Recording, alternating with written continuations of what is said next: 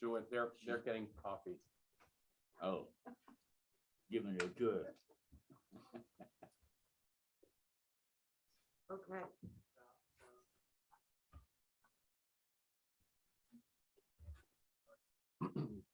Oh,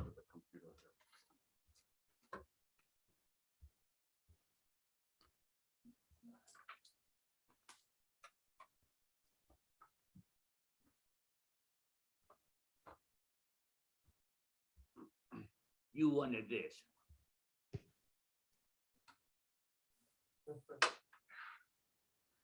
But you have to edit a little bit to make it apply for each individual. But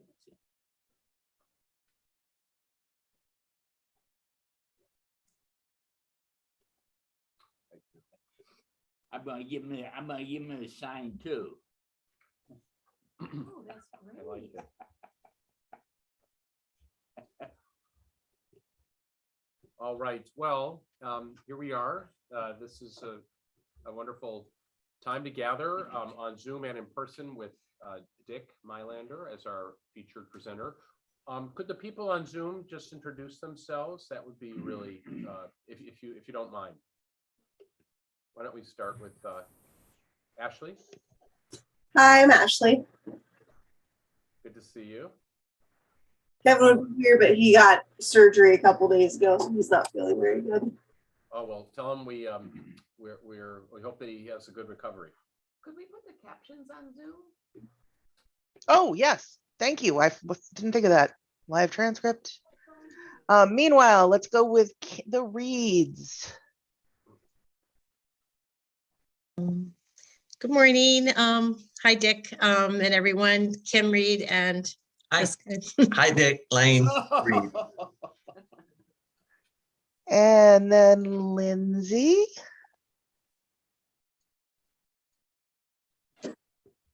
Hi, I'm sorry I can't be there in person, but I'm glad to be here to hear you and I'm really looking forward to this.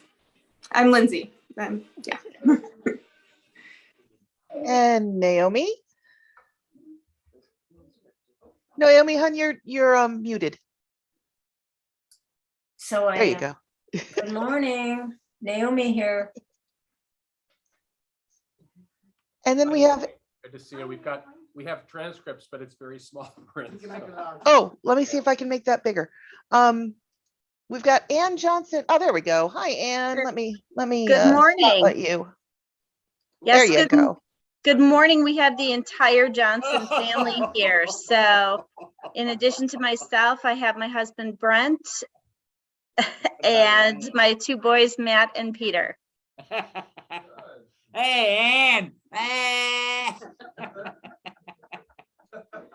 Laura, how do we make the transcript bigger? Do you control that or do we control that? I Hey, have made it as large as You're I can. disowned. Down on the bottom, you should see a CC icon, a small white square with two small CCs. I've got that subtitle settings. Oh yeah, that's it. And now just go to Font size. I'll make them Now, yeah, there you go. now That's what you want to do. That means I have to say something about her twice. right.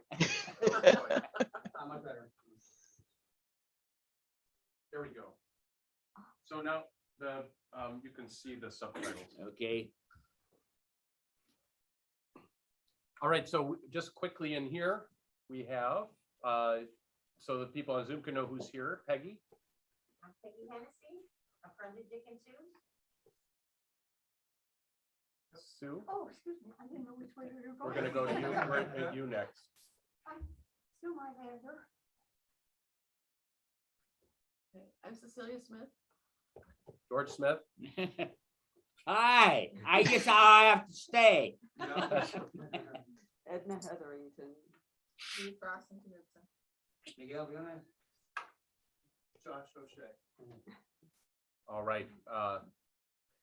Well, thank you all. And now I'm going to turn it over to Dick. Okay.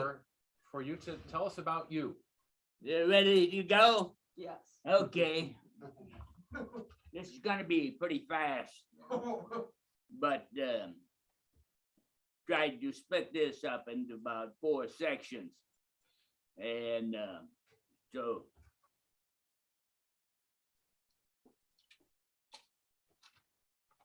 since this is called This Is You, this is us. Wow. Now, St. Mark's has been here for a while, from 1898 to 2022, St. Mark's.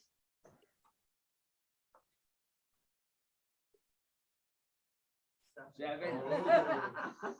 Even better. Okay. So, for me, 1932, date of my birth. That means we've all been around together for quite a while. And it looks like we're gonna be around together for quite a while more. That's good. So I'll try to make this. Hey, but starting out there in 1932, I wasn't born in a hospital. My family was living on the farm in Ohio. I was born in the farm. As I was making up these notes, I realized that just going through that actually seemed almost like God's presence was there because we didn't go to the hospital. My older sister was born in the hospital, but I wasn't. So I kind of consider that the miracle birth. I came out alive. But the more I think about born on the farm and living on the farm, growing on the farm, as I talked to some former classmates from high school, it came out that we're all very, very thankful that we were born on the farm. Why? Today we live in a community, pretty well set activities, but on a farm, you have this wide range of everything. Your own family, animals. One time on the farm, we had 27 cats and dogs. So as I grew up, I saw cats and living on the farm, you see things die, you things birth. And so as you grow older, you go through that cycle over and over and over. And where's all this coming from? Today, I brought this as I was making up, writing this. This is the guy that has been with me through it all.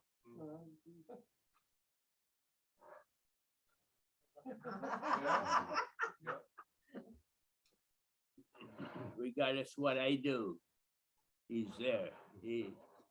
So he keeps coming up in whatever I do. And so growing up on a farm, all your relationships change, a little bit of relationships for everything. You become part of so many different groups. Even when you're small, you see plants grow, or see your father plant something and see it grow. and then harvest it and bring that out. We always raised a lot of sweet corn, huge garden. And of course, we had all the animals. But those animals that we sat there and raised, one by one, my father would take the truck and put an animal in the truck and take it to the butcher. And then by that time, why then my life took on a lot more experiences because we lived on the farm during World War II. So then we went through all the sacrifices and all the changes, growing certain crops, doing certain things. We even had that little old car, and guess what? It had Jeep tires on it. So nothing was really normal, but it was just what you had to do. But so God was always there with us, and both my mom and dad were teachers. So I can remember growing up, I was a typical little boy. I maybe was a little bit antagonistic, and I didn't want to do this, I didn't want to do that. And one Sunday morning, I kind of scraped my knee. My mother wasn't very happy about that. She grabbed the Band-Aid. And I said, I don't want to go to Sunday school. Come here, we got to talk. Our family, regardless.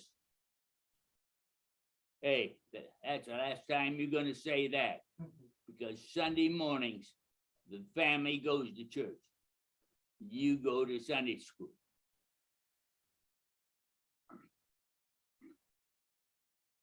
Living on the farm, then as you grow up, you become part of the farm operation. You learn responsibility, you learn skills, joys of doing a little bit of everything. Daily chores, and we had, during Second World War, we started out with even horses doing a lot of the work. We finally got a tractor towards the end, but so as a child growing up, you see what your older parents, what your father, what your parents are doing, and the way they're doing it. And it's so funny when you think about that, because I can remember here in Glen Ellen, when we moved here, why my son Tom was outside, and I just happened to look up and see him doing something. I stood there with my mouth wide open and just so surprised, because there was Tom doing something exactly the same way I would do it. And so shows how important parenting is to your children.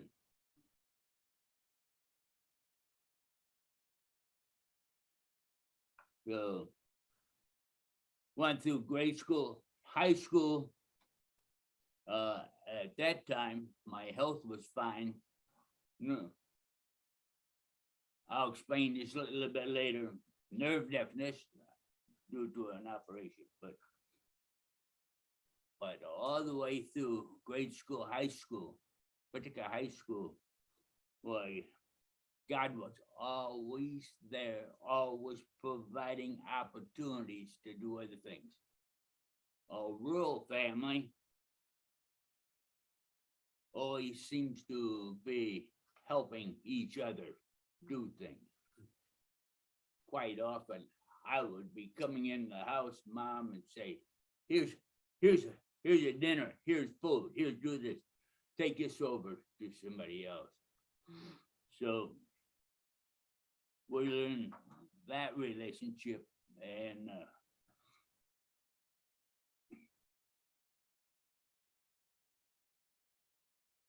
high school for me was a wonderful time.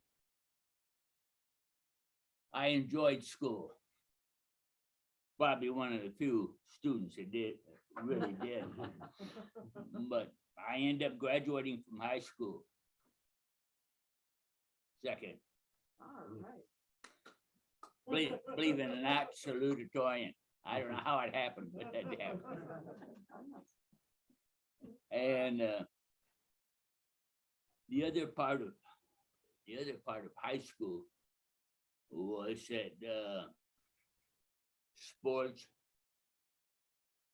High school was very good in football. Junior and senior years, we were undefeated and untied. And in the fall, the same guys who played football would play basketball. It was a little bit, if you take football players and try to make them play basketball, you're going to have a pretty rough game. But then, of course, the linemen in the football team, then they became the shot putters on the track team. And for me, I ran hurdles, low and high hurdles. And again, my senior year, as far as football is concerned, I talk about opportunities. God gave me opportunities, and one of them was in a football team was to kick extra points. So I also played wide receiver, and you played both offense and defense. My senior year, I actually scored 56 points. Hey, but that was 16 extra points. The rest was six touchdowns. On track, the hurdles, why, good team. And you get a sport where you're playing a team sport, everybody contributing. That's where your wonderful relationship there. And again, God looked over me because my juniors and senior year running hurdles, our track team, almost every track meet we went to, we won. And for a few years, I held a speed record for low hurdles at our high school. And my junior and senior year, don't ask me how. I received a letter that said I was honored with an all Ohio classification in low hurdles. So that's going from birth to high school.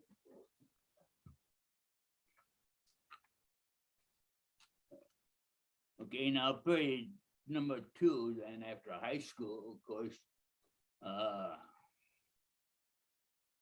my older sister was already in college.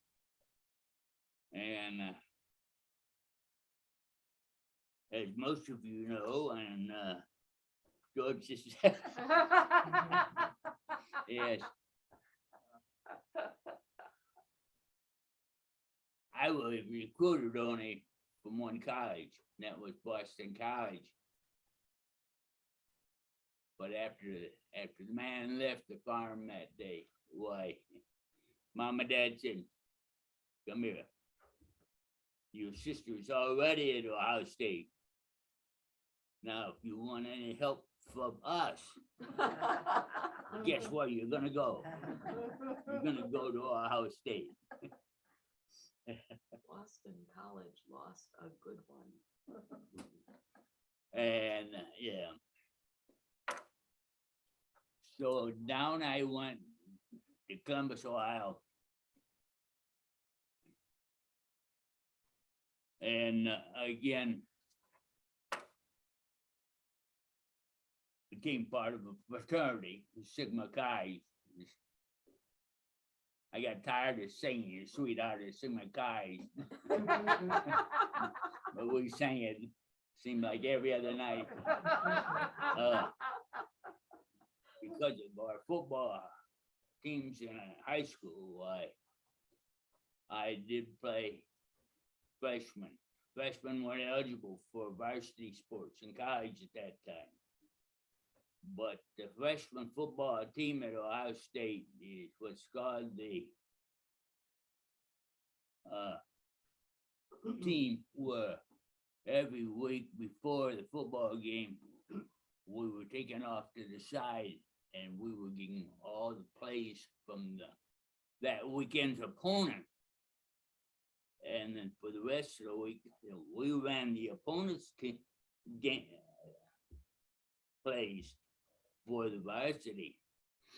And I sprained my ankle pretty bad the last week of the season. And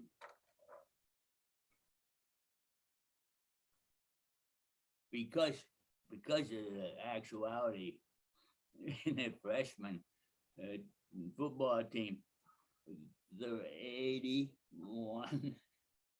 81 boys that were in that group. All the top 6, the biggest guys, there weren't enough pads for them, so they didn't get much. But Wow. I thought my chances of playing football here is that, and I saw a notice on the board that said tryouts for freshman baseball. Baseball was one sport that I really liked. I tried out. I thought, I'm gonna try out, which I did. And again, there were a large number of tryouts, 80. It was cut back to 31. I was one of the 31. Hey, this looks pretty good. So I stayed. I played 4 years of baseball at Ohio State, traveling all over the Big Ten, playing all Big Ten schools. Best part of it was spring break. We flew to Florida or someplace and played in a tournament that way. So, and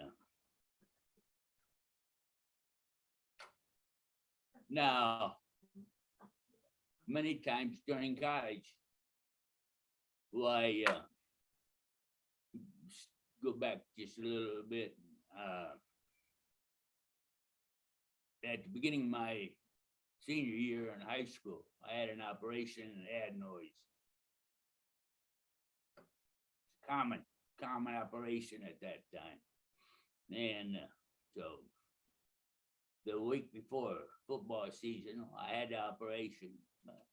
Didn't make any difference, and started played football, and then went to college, and started to notice a few small changes in my hearing, and made it through college, and went to a few doctors, but never really found anything wrong. But gradually, you got bad. Graduate from college, and you got a job. And again, no questions about hearing. But shortly after that, in the adenoids operation, the doctor also used X-ray treatments on both sides. Well, the X-ray are right in the same spot where the auditory nerve is from the ear to the throat. And evidently, the only thing after many, many doctors, and the whole family was the type of family was always concerned about, oh, you should go here, see this doctor, you should go here to see that doctor. So I went from Cleveland Clinic to David Clinic to this doctor to that doctor. And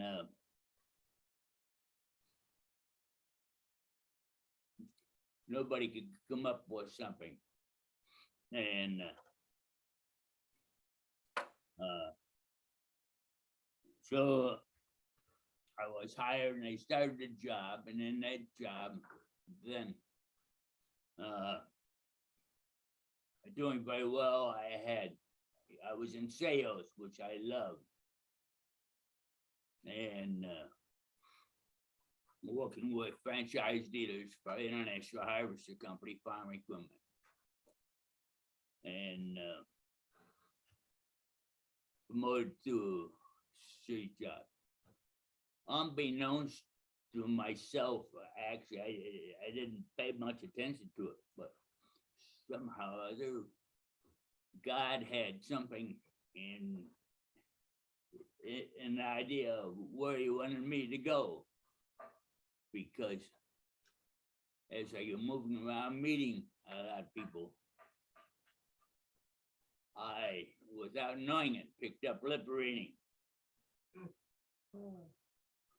So even today, I can go 5 or 6 years as long as I'm face to face. I do a pretty good job of picking up a pretty good combination. The funny part about it is that when I'm in a group like at a party or something like that, well, somebody would come over and nudge me and say, "Hey, I want to know what that person over there is saying."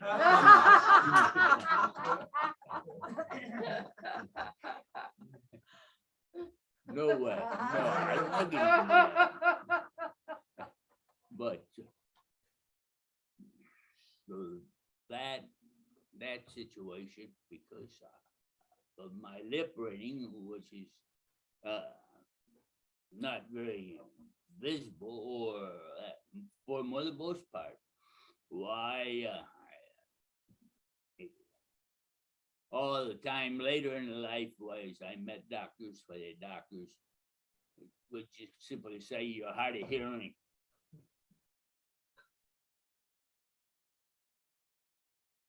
But by that classification, that means you're disabled.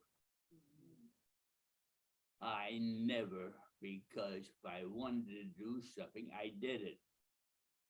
And God provided the opportunities and went on and on. But when I hit the doctors, like the doctor at CDH, she said I shouldn't be driving. I shouldn't be doing this. I shouldn't be doing that. I checked you shouldn't be driving more than 5 miles from home. I checked the mileage from my home to the hospital. It was 6.5. Right. So I told her, I said,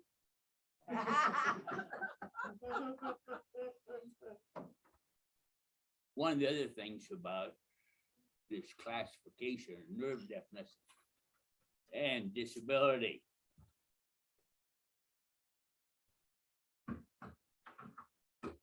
Ooh, 20 minutes.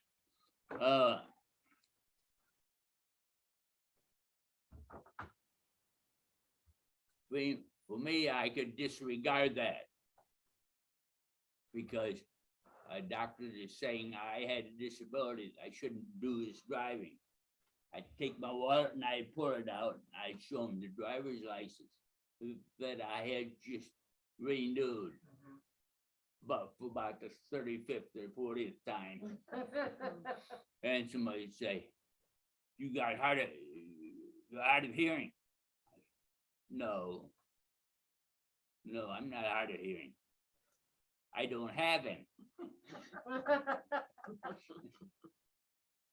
And it was true. So because of that, I was able to keep going, and the only was that by rights, I shouldn't be doing a lot of things. However, because of liberating, because of my propensity of if I wanted to do something, I could go and say, I'm gonna do this. Now, maybe, just maybe, I'll do this job and I'll finish it right. Might take me a day longer, but I can still do anything. Which meant that's why I went through like 41 years and became a senior design engineer for International Harvester Company in designing equipment. It also, and thank God for this man, Jesus. Always opportunities coming. One of the one that surprised me the most was it was an organization called Curcio, men's weekend retreat. And the one that Sue and I went to was ecumenical. And this really surprised people when you go. The clergy advisors for the men's weekend, Catholic priests, Lutheran priests, Presbyterian church priests, and 4 different denominations. The men that came knew.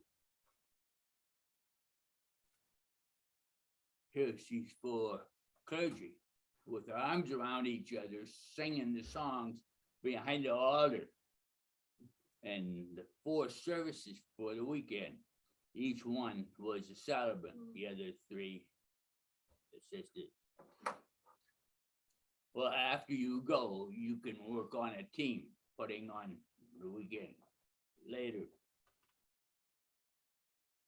And I didn't think anything about it. One winter, my telephone rang.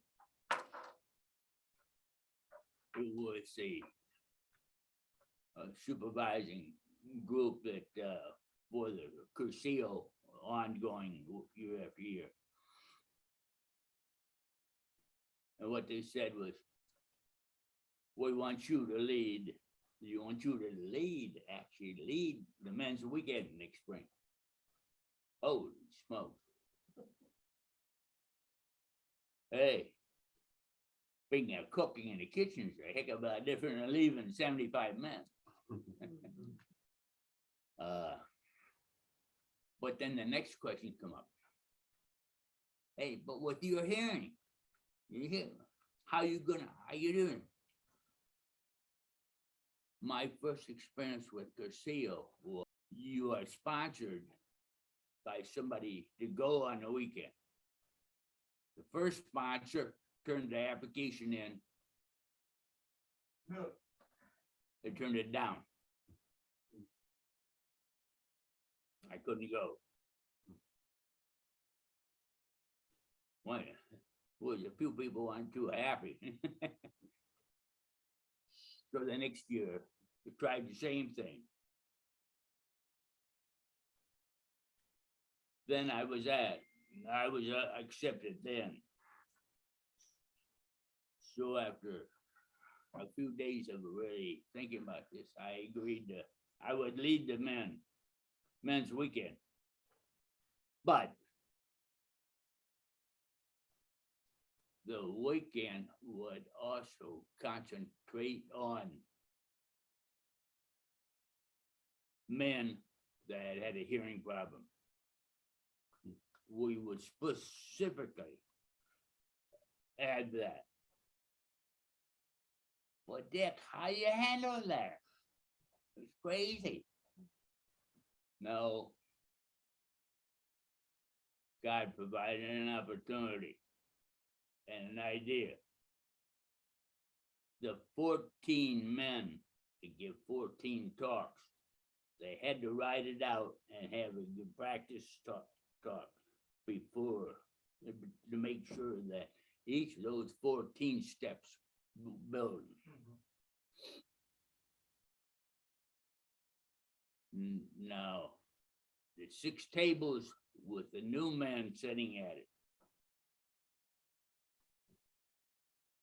If the speaker has it written out, then we just simply wrote a little simple note to him and said, you make copies of your talk. And as they come up, they gave your talk.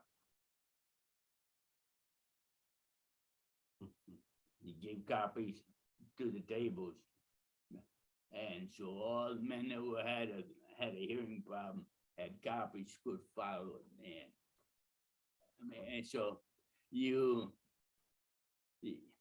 again, if you want to do something, you can. In the morning, I wake up and I pray to God, what are my opportunities today?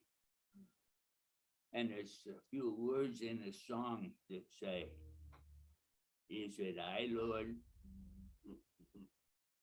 Is it I, Lord? I hear you calling in the night.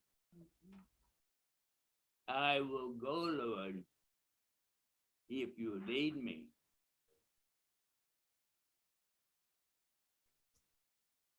He gave the opportunity, he led.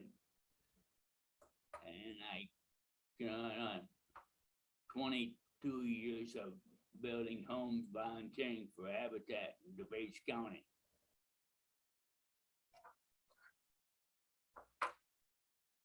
I saw an idea in Ohio, close to Family Farm, when I was back one weekend. The volunteers for Habitat building a home there were sitting at a picnic tables outside the home, eating lunch. When I came back, well, again, God was with me. And at that time, not only was I volunteering building homes, but also part of the construction planning for the whole county. And do I say something about this picnic table? It's such a great idea because people come of sitting on the grass or whatever, all over the place. But we added, if I say anything about it, I know what's going to happen.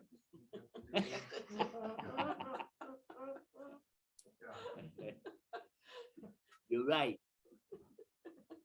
You know what it's like making 54 picnic tables?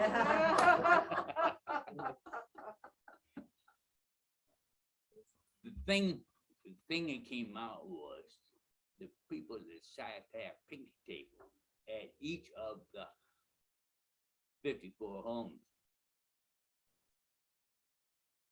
One picnic table at dedication stays with that house.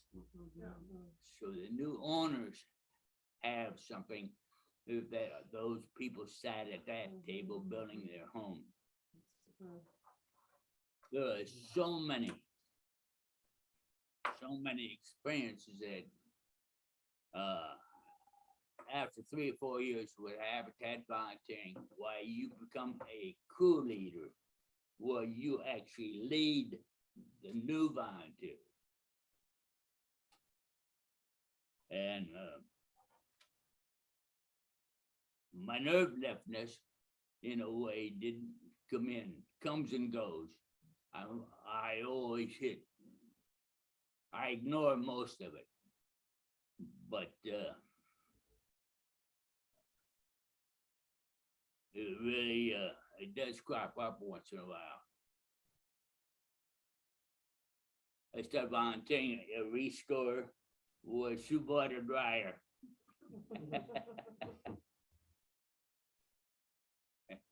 And whoa, a lot of things happen. store manager threw me out one day. Said, I don't want you here anymore. No. Forget it. There's more opportunities out there, so go ahead and do it. Oh. One thing is. Right. We want to hear about Sue. Sue, Yeah. Meeting Sue.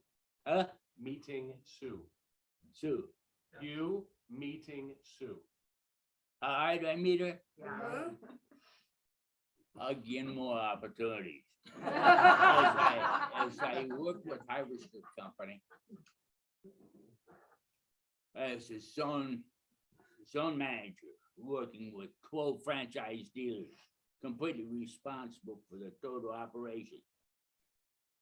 The one dealer's wife, her sister, was a school teacher in Cleveland. I was promoted from South Michigan to Cleveland, where I lived for 4.5 years.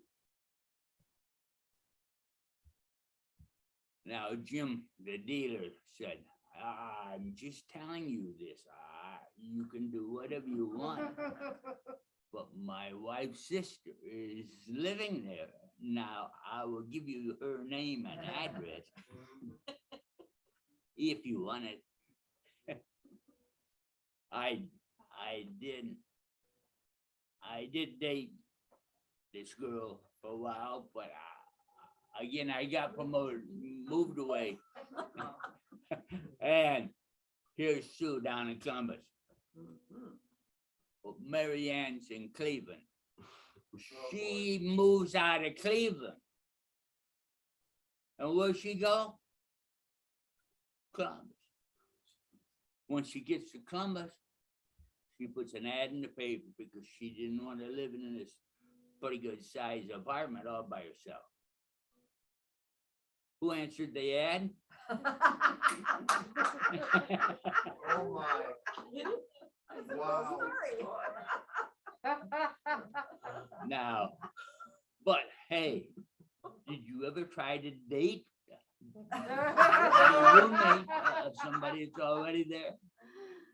So I had to kind of wiggle my way. And one thing led to another. And we dated. She told me at one point, I don't want to go out anymore. So that was over summer. So again, I was ready to move, doing a lot of different things that summer. So okay. I called her in September. She said, okay.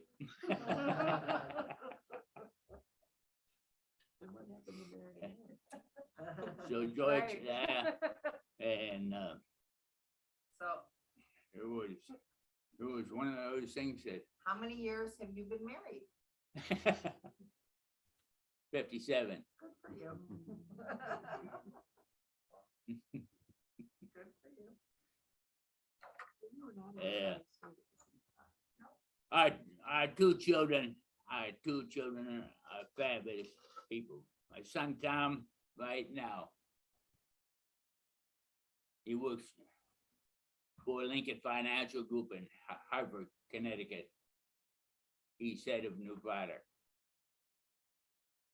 Our daughter Ann just was hired from a job she really liked.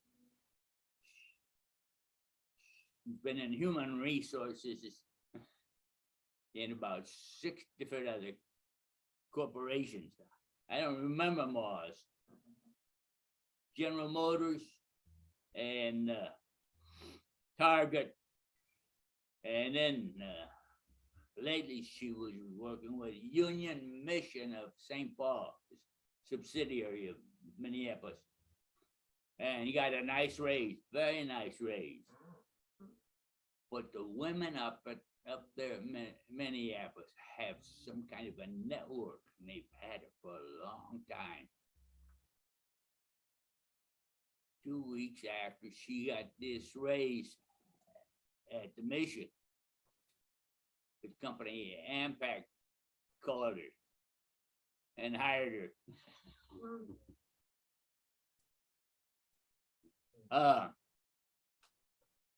I want to state one thing. It applies. I always like to pick up different stories of different people. And this is for George too. And I've already talked to him about it. There just so happens to be over the years, the president of General Motors, guess his name? George Smith. And George Smith was quite a man.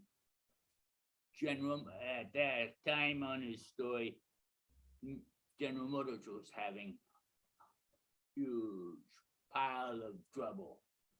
Something happened in the assembly and they were recalling cars, and he was in a press conference. Reporters were, and finally he stood at the mic. He looked up and he said, questions, and one more. Yes, you've got all these problems. What are you going to do about it? He looked at him and said, you got the problem situation all wrong. We don't have problems. Oh my God, I almost blew the sky off the building. We don't have problems. But we do have one living heck a lot of opportunity. Only way from that, at one point in time with Harvester Company, the boss called me and said, come in the office. I don't want to go work out of a district office. I like sales.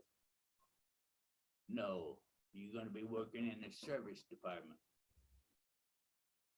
The service manager is not a person piece. He's having a lot of trouble, and you've got a really tremendous record. 2 days after I moved down into the new job, I got this red line letter, which is a customer complaint letter. I had to go out. You call the customer, you find out the problem, you rectify the problem, and answer back in 48 hours. As I went up to the dealer and picked up the service manager, who went out to the farmer's place. Right. He said, boy, this is gonna be a tough one. We get out there and it was February and it was cold. Outside just for a little bit, and the farmer said, oh, hey, it's too cold out here. Let's go in the house. Oh, step one, okay. Oh, look at that. Anyway, what happened was, all of a sudden I realized farmers as a whole are a really good group. They're truthful. I laid out the problem in front of us right there around the kitchen table. I looked him in the eye and I said, what do you think is the solution? You ask me? I've never had anything like this happen to me in my life. I said, what do you think? You put the parts, I'll pay the labor. Tremendous solution. Shook hands. Problem solved. 20 minutes after we got back to the dealership, he came in. The typical farmer with his coveralls, a checkbook up here in the pocket. He walks into the dealer and says, I think I have a little bill here. I'd like to pay it. And the dealer, he didn't know what to say. Anyway, so those, God gives you these situations. It's 10 o'clock. Today, we've got, a prayer in the end. I have a prayer for us all. But I want to just say something and make you smile.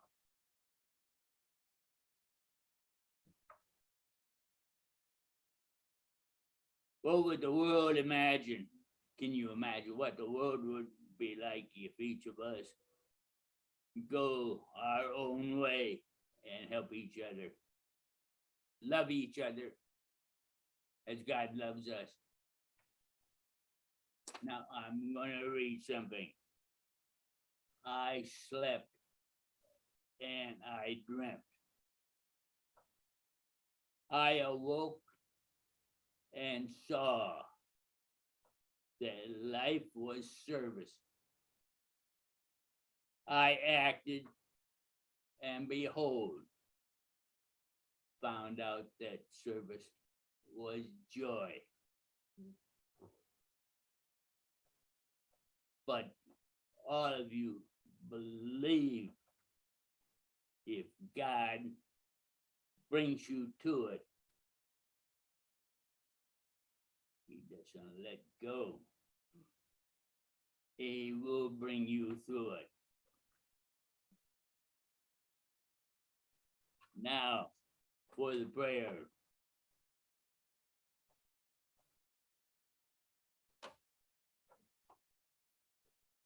If you look for me, you're looking for me. And we all are.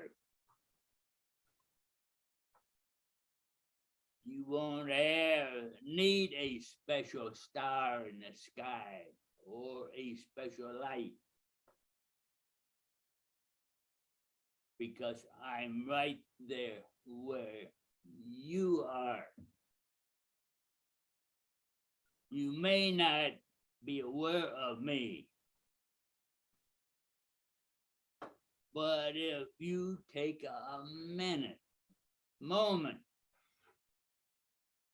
from your list of things to do and listen to your heart, you'll find I'm waiting there for you. You're the one I want to be with. You're the one reason that I came. And you'll find me in the stillness as I'm whispering your name. Love Jesus. Jesus, thank you for being with us this morning. Amen.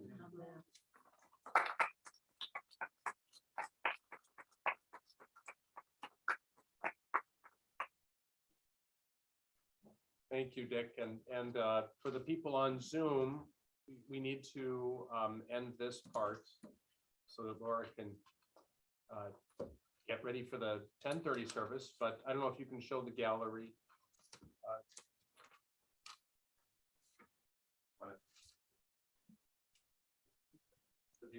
I can do that by removing the spotlight. Yes. There we go. I'll put it on gallery. There we go. All right. Well, Thank you, Dick.